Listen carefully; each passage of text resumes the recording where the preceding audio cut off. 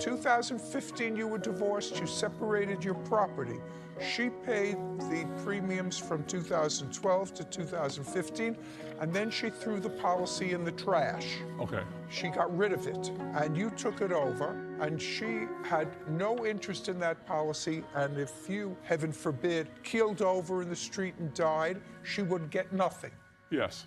And everybody understood that. Yes. Yes. So now he decides to sell the policy, and you're in for a windfall because he requires your signature to put your hand down. So far, you're not losing. I'm so sorry. far, you're not losing. So far, what I'm saying is pretty much on target. Yes. Okay. So we don't have to hear from you. In order to sell the policy, he requires your signature, right? Yes. Yes. And you've already thrown away the trash. Right. And you say to him, you want my signature? It's going to cost you. Yes. Just a second. You want my signature? You're going to pay for it. Well, that's the bargain. Not nice? I don't think so, because she had thrown away the trash. So now we're going to pick it up, because what you say is when he sold the policy, you had agreed on one figure that he would give you, which was $18,000 and some odd dollars. And what he actually gave you from the policy, which was a windfall for you, which you never expected to get, was $12,000 some odd dollars. So you're suing him for the other money that he had agreed to pay you. You understand? I understand. You understand? Could I fill you in? understand? Yes.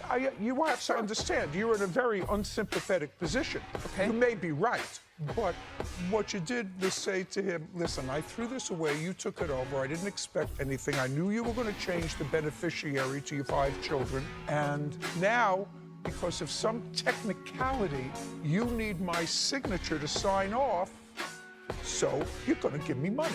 And I'm going to tell you how much money I want. I didn't do that. Oh, you didn't? Great. No. What did you say?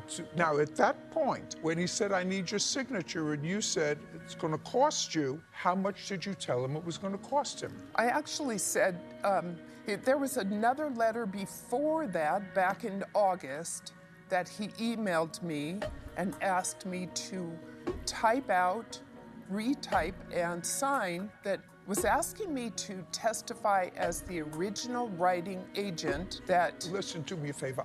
Yeah. Don't complicate this any further. It doesn't Okay. have to be complicated. Right now, that's what this case is about. Okay. It's about you wanting the difference between what you say you agreed to with him and what he gave you from this trash that you had thrown away. Well, originally, Okay. when he was asking me for a letter, it was different. But anyway, I said, just make me an offer. Any kind of an offer, it's valuable to you, make me an offer. And he was saying, I'm not even going to sell it. I don't plan to sell it. I just want your signature on this letter.